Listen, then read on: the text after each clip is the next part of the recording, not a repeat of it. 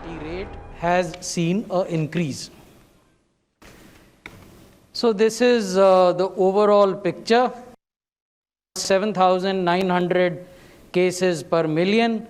The active cases are only 1.34, यानी 1.5% से भी कम हैं एक्टिव केसेस कुल केसेस का। मृत्यु 110 मृत्यु प्रति मिलियन, 113 मृत्यु प्रति मिलियन हैं। टेस्ट हम 21 करोड़ से ज़्यादा देश में कर चुके हैं। 1,53,000 से ज़्यादा टेस्ट प्रति मिलियन हमने किए हैं। केस पॉजिटिविटी को अगर आप देखें तो ये 5.19% है और weekly positivity is less than 2%, 1.85. Case fatality rate is 1.42 and weekly fatality rate is less than 1%, 0.73. अभी भी 2 राज्य हैं जहाँ की 75% एक्टिव मामले हैं। ये हैं केरल और महाराष्ट्र।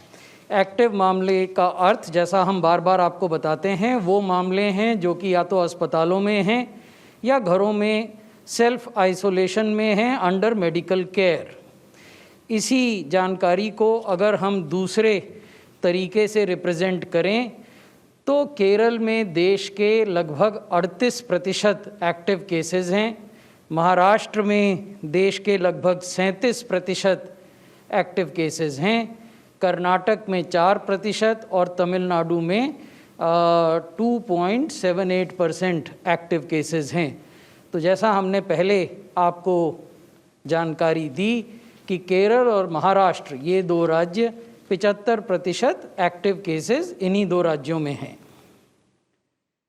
मैंने आपको कहा था कि कुछ राज्य हैं जहां की हमने हाल में ही केंद्रीय टीमें भेजी हैं और कुछ जगह भेज रहे हैं। ये वो राज्य हैं जहां की प्रतिदिन आने वाले नए केसेस में हमने कुछ सर्ज देखी है। इसमें महाराष्ट्र है। ये महाराष्ट्र का ग्राफ हम आपको दिखा रहे हैं। जब आप इसमें आप देखेंगे कि प्रतिदिन आने वाले केसेस बढ़ रहे हैं। उसी तरीके से केरल में हालांकि इंक्रीमेंटल डिक्लाइन है, लेकिन एब्सोल्यूट नंबर्स में केरल में अभी भी प्रतिदिन आने वाले केसेस की मात्रा अधिक है, इसलिए केरल भी हमारे लिए चिंता का विषय है। पंजाब में आप देखेंगे कि प्रतिदिन आने वाले नए केस लगातार बढ़ रहे हैं, तो इसलिए पंजाब चिंता का विषय है।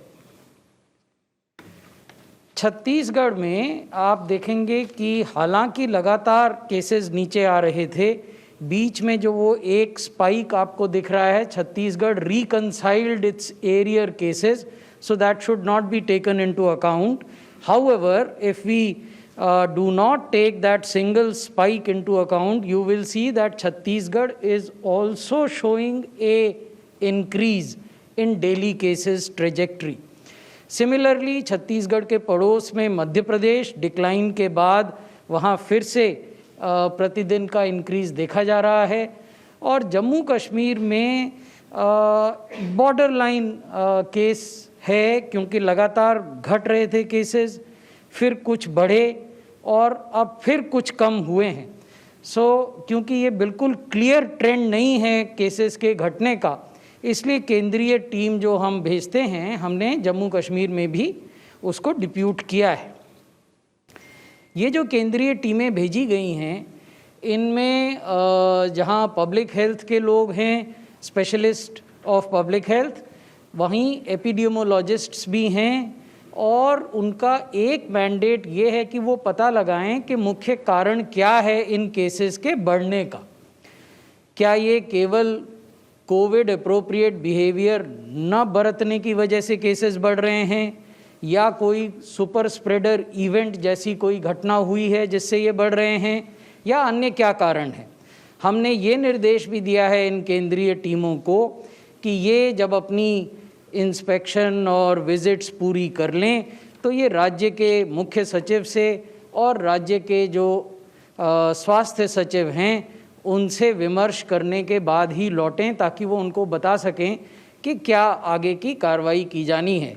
We have advised these central teams that once their visits are over, they must debrief the Chief Secretary of the state and the Principal Secretary Health of the state, so that they can share what are the specific steps to be taken and implemented by the states to contain this surge.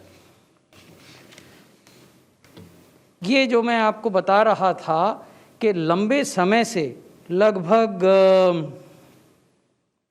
फरवरी के प्रथम सप्ताह से ही 100 से कम मृत्यु का जो trend है वो बना हुआ है। ये दिखाता है कि हमारे अस्पतालों में हमारे डॉक्टर्स और हमारे पैरामेडिक्स किस बेहतर तरीके से कोविड के केसेस को ट्रीट कर रहे हैं, जिसकी वजह से इतनी लो मोर्टेलिटी हुई है। हालांकि कुछ भी मृत्यु जो कोविड से होती है वो चिंता का विषय है, दुख का विषय है, लेकिन इसमें संतोष की एक किरण ये है कि हम इसको नीचे के स्तरों पर रखने में कामयाब हुए हैं पूरे देश में। ये वैक्सीनेशन की स्थिति है आज 1 बजे तक की। टोटल वैक्सीनेशन 1,17,54,788 हैं।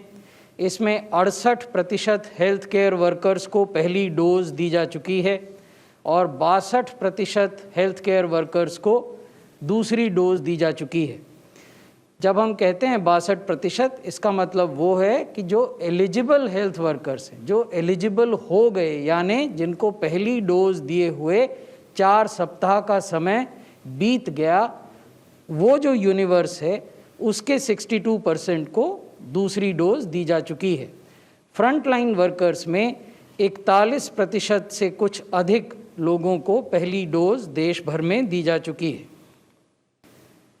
ये वो राज्य हैं जो अच्छा कार्य कर रहे हैं। 75% से अधिक हेल्थ केयर वर्कर्स को पहली डोज देने वाले राज्यों में राजस्थान, हिमाचल प्रदेश, उत्तर प्रदेश, झारखंड, उत्तराखंड, मध्य प्रदेश, छत्तीसगढ़, लक्षद्वीप, गुजरात, उड़ीसा, त्रिपुरा और बिहार ये मुख्य हैं। और ये सब अधिकांश इनमें से बड़े राज्य हैं। तो ये अच्छी उपलब्धि इन राज्यों ने दिखाई है। 75% से अधिक हेल्थ केयर वर्कर्स को इन्होंने पहली डोज एडमिनिस्टर की है। लेकिन ऐसे भी राज्य हैं जिन्होंने 60% से कम पहली डोज एडमिनिस्टर की है हेल्थ केयर वर्कर्स को। उसमें कर्नाटका, अरुणाचल प्रदेश, गोवा, तेलंगाना, लद्दाख, तमिलनाडु, दिल्ली, नागालैंड, चंडीगढ़, पंजाब और पुडुचेरी। सबसे कम उपलब्धि पंजाब और पुडुचेरी में है, 39 और 33%, जो कि ज़्यादा चिंता का विषय है। हमने इन राज्यों से अलग से भी विमर्श किया है ताकि यहाँ भी गति को बढ़ाया जा सके। हेल्थ केयर वर्कर्स को सेकेंड डोज देने में जिन राज्यों ने अच्छा कार्य किया है वो 10 राज्य और संघ शासित क्षेत्र हैं। इन्होंने 75% से अधिक एलिजिबल हेल्थ केयर वर्कर्स को सेकेंड डोज भी दे दी है। इसमें त्रिपुरा, केरला, अंडमान एंड निकोबार, गुजरात, तेलंगाना, नागालैंड, लक्षद्वीप, दमन और दीव, लद्दाख और हिमाचल प्रदेश हैं। अब बात करते हैं फ्रंटलाइन वर्कर्स की। 9 राज्य और यूटीज़ ऐसे हैं जिन्होंने 60% से ज़्यादा और 92% तक फ्रंटलाइन वर्कर्स को पहली डोज दी है। दादरा और नागर हवेली ने 92% फ्रंटलाइन वर्कर्स को पहला डोज दे दिया है। राजस्थान ने 85% को दे दिया है। लक्षद्वीप ने 84%, गुजरात ने 80%, मध्य प्रदेश ने 77%, उड़ीसा ने 68%, त्रिपुरा ने 68%, हिमाचल प्रदेश ने 61% और उत्तराखंड ने 60% फ्रंटलाइन वर्कर्स को पहला डोज दिया है। हमें ये ध्यान में रखना चाहिए कि फ्रंटलाइन वर्कर्स को पहला डोज देने का जो सिलसिला है वो 2 फरवरी को शुरू हुआ था और आज जब हम आपसे बात कर रहे हैं तो 23 फरवरी है, यानी 21 दिन में इन राज्यों ने 60% से ज़्यादा लोगों को पहली डोज दी है। लेकिन यहाँ भी स्थिति कुछ राज्यों में संतोषजनक नहीं है। आप देखेंगे कि पुडुचेरी में केवल 6% को पहला डोज दिया जा सका है फ्रंटलाइन वर्कर्स में से, आसाम में 13% को, मणिपुर में 15%, मेघालय 15%, मिजोरम लगभग 16%, अंडमान एंड निकोबार 18%, अरुणाचल प्रदेश 19%, तमिलनाडु 21%, चंडीगढ़ 23% और गोवा 24%। तो ये वैक्सीनेशन की स्थिति है आज जब हम आपसे बात कर रहे हैं। धन्यवाद।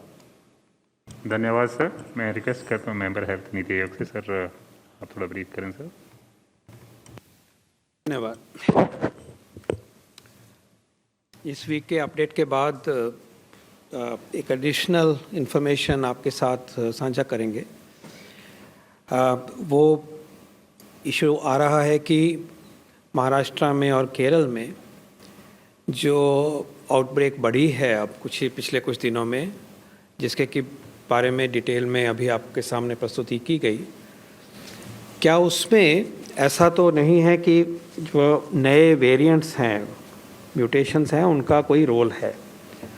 तो मीडिया में इसकी थोड़ी चर्चा आती रही है, तो इसको अपनी तरफ से क्लैरिफाई करना चाहेंगे। आपको मालूम है कि यूके वेरिएंट के आने के बाद भारत ने अपने डिफरेंट डिपार्टमेंट्स की 10 लेबॉरेटरीज़ को जोड़ा और एक कंसोर्शियम और एक नेटवर्क इस्टेब्लिश किया, जिसका नाम था, और यहाँ हमने इसकी घोषणा करी थी, आपको याद होगा, Indian SARS-CoV-2 genomic consortium, INSACOG, INSACOG, which has participation of ICMR, CSIR, DBT, Ministry of Health and network with the focal point being the NCDC.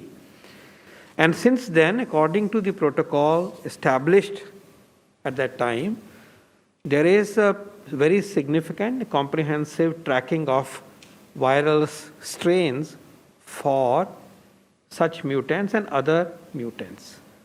And this effort has gathered pace, and we have sequenced 3,500 viruses since then, 3,500.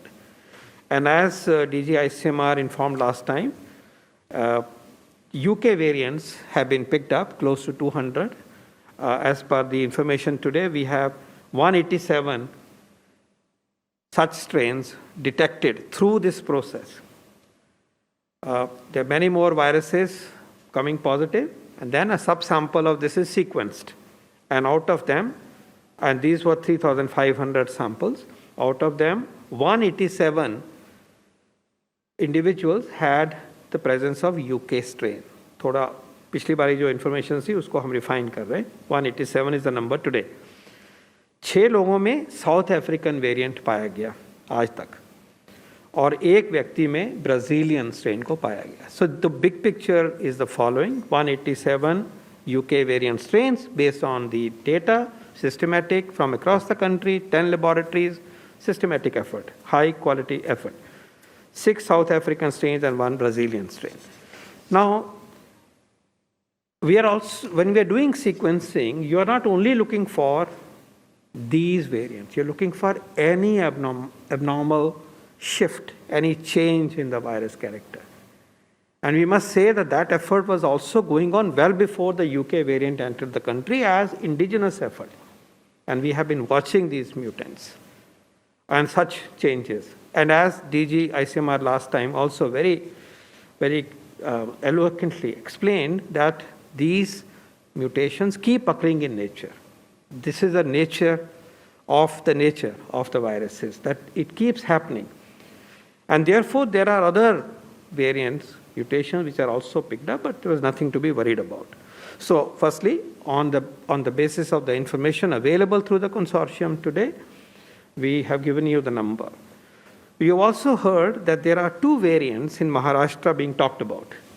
एक variant है, उसका है N440K variant, N440K variant, और एक दूसरा variant है E484K variant. ये दोनों की चर्चा मीडिया में आई है कि ये वेरिएंट भी पकड़े गए हैं।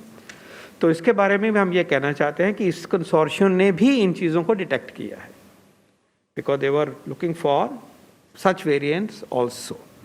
So yes, there is E484 variant in Maharashtra, and there is N440 variant in Maharashtra, and also in Kerala, and also in Telangana. So these are the recent detections of these variants. Now, by just making such statement and reporting only detection does not lead to any attribution for a phenomenon on the ground.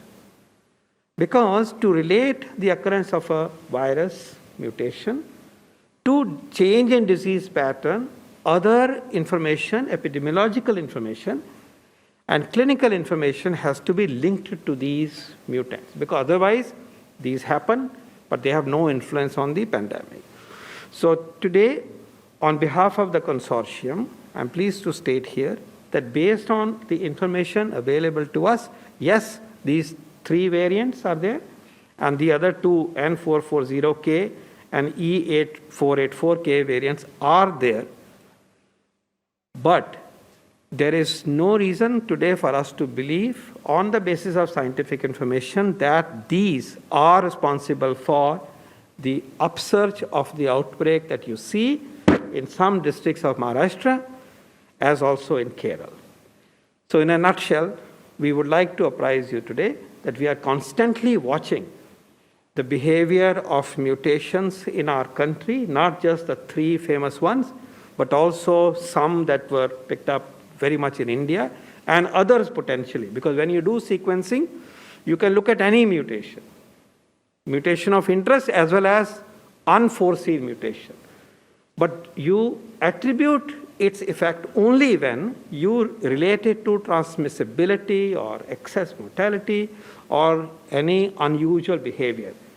Today, based on the information, and as analyzed and understood by a very eminent scientific advisory group of INSACOG, we would like to state and underline the fact that we do not see attribution of mutant strains to the upsurge of the infection that you have seen in some of the districts. But this is, remember, work in progress, and a very eminent team, not only belonging to those 10 laboratories, which are top-notch laboratories of the country, but also independent scientific advisory group, which is also overseeing the data that comes through.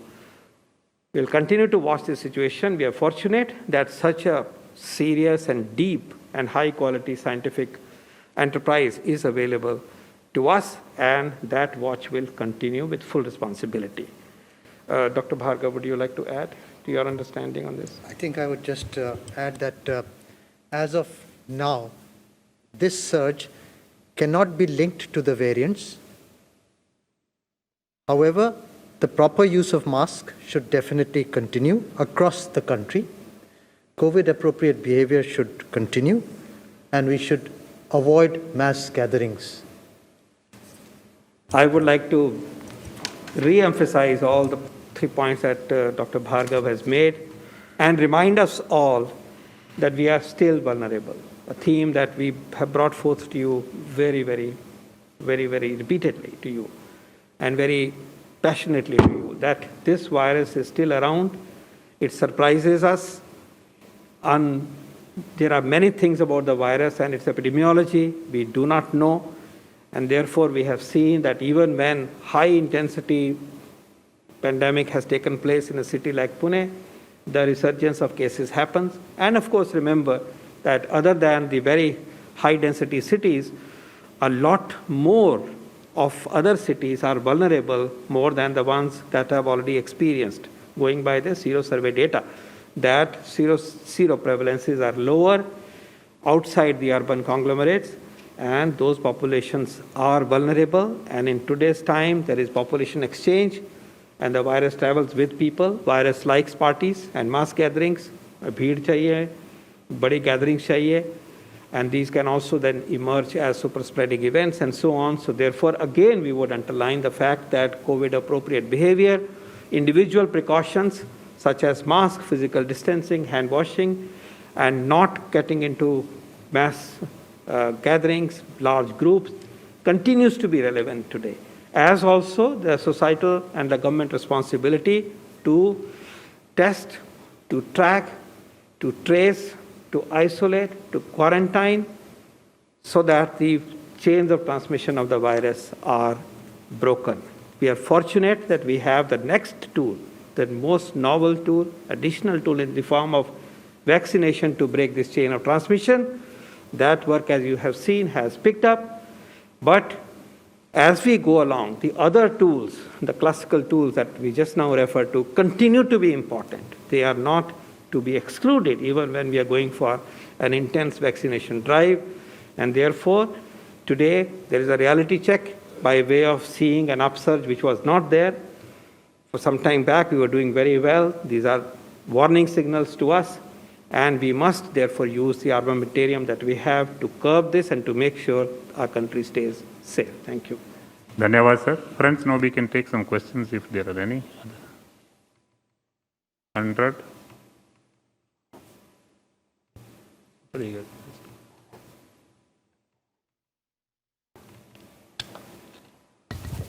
Namaskar. Here. I am Sandeep from Bartaman newspaper. Doctor Bhargava जैसे कह रहे हैं कि पूरा भारत में mask ज़रूरी है, भीड़ से दूर रहना है, लेकिन सामने 5 स्टेट्स का इलेक्शन आ रहा है जिसमें भीड़ नॉर्मल फेनोमेनन है. तो उसके लिए क्या जो मीटिंग मिचिल जो भी होगा उसका कुछ अपर लिमिट होगा कि इतना लोग जा सकते हैं, इससे ज़्यादा नहीं, जैसे शादी में हुआ है, ऐसा कुछ प्लान है? समय समय पर एसओपी निर्गत किए जाते हैं भारत सरकार के गृह मंत्रालय द्वारा, जिसमें ये बताया जाता है कि रिलीजियस स्थानों पर, पॉलिटिकल गैदरिंग्स में या क्लोज्ड स्पेसेस में किस प्रकार की सावधानियां बरती जानी हैं और क्या संख्या परमिटेड है. इसी तरीके से बसों में, ट्रेन में और मेट्रो रेल में कितने लोग बैठ सकते हैं उसकी सीमा भी समय समय पर निर्धारित की जाती है. ये जो एसओपीज़ हैं ये भारत सरकार के स्वास्थ्य मंत्रालय के वेबसाइट पे भी उपलब्ध हैं और भारत सरकार के गृह मंत्रालय के वेबसाइट पे भी उपलब्ध हैं और राज्यों से शेयर किए जाते हैं. Number 9. I think all the details are there. Please just have a look at it. Sir, you mentioned that there are 2 variants that have been found in Maharashtra. While you are saying that it cannot be attributed to the surge, but what is the information that we have about these 2 variants so far? Would we call it an Indian strain, and do we know about anything about its transmissibility? What are the details that we have so far about these 2 variants? जो ये 2 variants हैं ये पहले भी detect हुए हैं हमारे system में, well before the INSACOG was established. जैसे कि E484K जो है वो मार्च और जुलाई के आसपास भी विजिबल था और इसका कोई इफ़ेक्ट नहीं था. तो ऐसे ही दूसरा वेरिएंट भी पहले भी नोन है कि रहा है और इसका कोई असर नहीं था. लेकिन इस चीज़ को बिल्कुल डेफिनेटिव तरीके से कहना कि जो आज हो रहा है वो उनके साथ इन चीज़ों का रिलेशन है कि नहीं है, this is work in progress. Today, all we can say is we don't have any scientific evidence available to us today, and we are looking for evidence systematically which makes any attribution possible. Thank you. 65. Sir, आज अजीम प्रेम जी साहब ने कहा है कि अगर निजी क्षेत्र को इनरोल किया जाए वैक्सीनेशन प्रोग्राम में तो 60 करोड़ वैक्सीन लग सकती हैं, 60 दिन में ही 50 करोड़ वैक्सीन लग जाएंगी. तो क्या ये सत्य है और क्या ये हो सकता है, और क्या ऐसा सरकार का कोई प्लान है निजी क्षेत्र को वैक्सीनेशन प्रोग्राम में इनरोल करने का? निजी क्षेत्र सरकार के विभिन्न स्वास्थ्य कार्यक्रमों में बहुत गहरी भूमिका निभा रहा है. वैक्सीनेशन की बात पर मैं आऊँगा. भारत सरकार के आयुष्मान भारत प्रधानमंत्री जन आरोग्य योजना में जो 24,000 अस्पताल देश भर में कैशलेस ट्रीटमेंट देते हैं, उन 24,000 अस्पतालों में से 11,000 अस्पताल निजी क्षेत्र के हैं और ये पिछले 2 साल से इन्वॉल्वमेंट है आयुष्मान भारत PMJ में निजी क्षेत्र का. उसी प्रकार भारत सरकार की central government health scheme CGHS पूर्णतः निजी क्षेत्र पर आधारित है। केवल CGHS की डिस्पेंसरीज को अगर छोड़ दें, सो अधिकांश अस्पताल वहाँ जो 800 से अधिक हैं, more than 800 private hospitals which involves all the big chains are already part of CGHS. More than 11,000 hospitals which involve prominent private hospitals are already part of Ayushman Bharat Pradhan Mantri Jan Arogya Yojana. Coming to vaccination, 2 तरह के vaccination इस देश में अभी हो रहे हैं और शीघ्र ही तीसरे प्रकार का जो कि पॉपुलेशन प्रायोरिटी ग्रुप्स का होगा वो प्रारंभ होगा। तो जो 2 अभी हो रहे हैं वो हैं हेल्थ केयर वर्कर्स के और फ्रंट लाइन वर्कर्स के। औसतन एक दिन में 10,000 अस्पतालों का उपयोग इन वैक्सीनेशंस के लिए किया जाता है। इन 10,000 अस्पतालों में 2,000 अस्पताल प्राइवेट सेक्टर के हैं। तो ये तथ्य मैं आपके सामने रखना चाहता था ताकि ये स्पष्ट हो जाए कि प्राइवेट सेक्टर की महत्ता, प्राइवेट सेक्टर का फोर्स मल्टीप्लायर वाला जो रोल है उससे केंद्र सरकार अवगत है और उसका उपयोग करती रही है। वैक्सीनेशन में आने वाले दिनों में आप देखेंगे कि बड़ी संख्या में प्राइवेट सेक्टर के अस्पतालों का उपयोग हम करेंगे वैक्सीनेशन की गति को और वैक्सीनेशन के कवरेज को बढ़ाने के लिए। 39।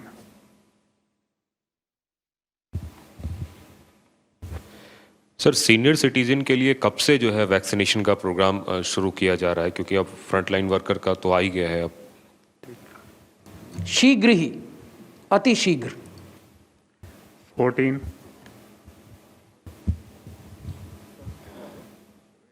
जल्दी करिए। Sir, if we compare the uses of Covaxin with Covishield in states like Maharashtra, Tamil Nadu, Punjab, even Punjab and Chhattisgarh has not given one vaccine of Covaxin, sir. Is the center aware of this? Why the uses of Covaxin in Maharashtra, Tamil Nadu, Punjab, Chhattisgarh is very low? See, this issue has to be appreciated in the context of the fact that the overall manufacturing capacity of the vaccine manufacturer manufacturing Covishield as compared to the vaccine manufacturer manufacturing Covaxin is variable. One manufacturer has higher capacity, the other one does not have that much of capacity. So that has to be kept in mind. So therefore, the supplies that have come so far to the government's vaccination program of healthcare workers and frontline workers are also variable in the sense that a particular vaccine has come in higher quantities and the other vaccine is not in those comparable quantities. However, we have found that in proportion to the quantity of vaccine available with us, its offtake is fairly satisfactory. We have absolutely no cause for concern. Our only issue is with a specific state, one state, which the Honorable Union Health Minister has already responded, and he has told you and your colleagues in earlier interactions that he is in constant dialogue with his counterpart in the state government as well as with the Chief Minister of that particular state. 29. Hello, sir. So recently there was an INTAGI meeting on Covishield's during interval between the 2 doses. What has been the decision over there?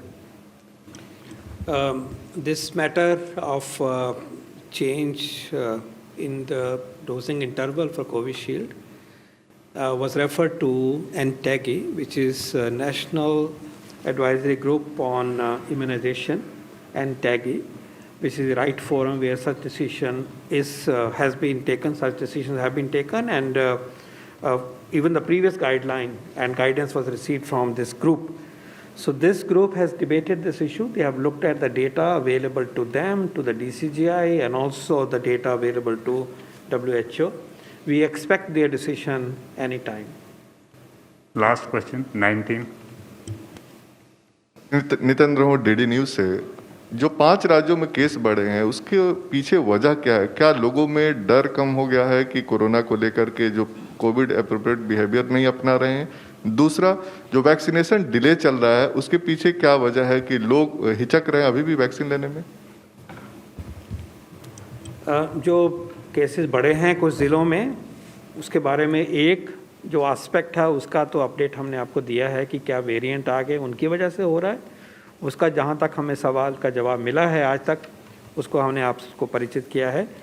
दूसरी बात ये है कि और क्या वजहें हो सकती हैं, स्पेकुलेट करने वाली बात है। हमारी टीम्स गई हैं इसी चीज़ को डीपली सोचने के लिए, समझने के लिए, लेकिन इस स्टेज पे यही कहा जा सकता है कि जो प्रिंसिपल पैंडेमिक को कंट्रोल करने में सक्षम करते हैं उनके ऊपर हमारा जोर पूरा रहना चाहिए। कि जब कम केसेस होते हैं थोड़ी सबकी लापरवाही बढ़ जाती है। ये तो आम देखने में भी आया है, इन ज़िलों में आया है, ये भी स्पेकुलेट किया जा सकता है क्योंकि एक जनरल सी एक भावना आई है कि केसेस कम हो गए हैं तो हम सेफ़ हैं। ऐसा नहीं है, अगर तो उसके ऊपर हमें तवज्जो देनी है। और दूसरा ये भी हमें याद रखना चाहिए कि जैसे जैसे ज़िंदगी नॉर्मल होती है, नेचुरल भी है कि पॉपुलेशन एक्सचेंज होता है, वर्क स्पेसेस पे लोग मिलते हैं, तो किसी हद तक ये बियॉन्ड कंट्रोल हो जाता है जब ऐसे खुलता है। लेकिन किसी हद तक जो अपने बिहेवियर हैं उनमें भी क्या कोई कमी आई है, इसकी भी संभावना है। बाकी जब हमारी टीम जाएंगी, डीप इंसाइट आएगा तो बताएंगे। Thank you very much sir. Thank you friends.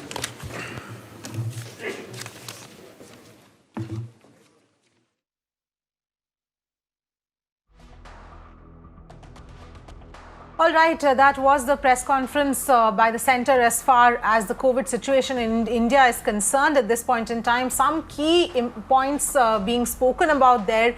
One is there is a resurgence in certain 7 to 8 states that have been pointed out there by the Health Ministry as well. The centre is keeping track of all of those states at this point in time. Some of them central teams have also been sent to figure out what exactly is causing the resurgence in cases. The other part is, of course, the fact of the variant strains that have also been found at this point in time. 2 strains have been detected in Kerala as well as in Maharashtra.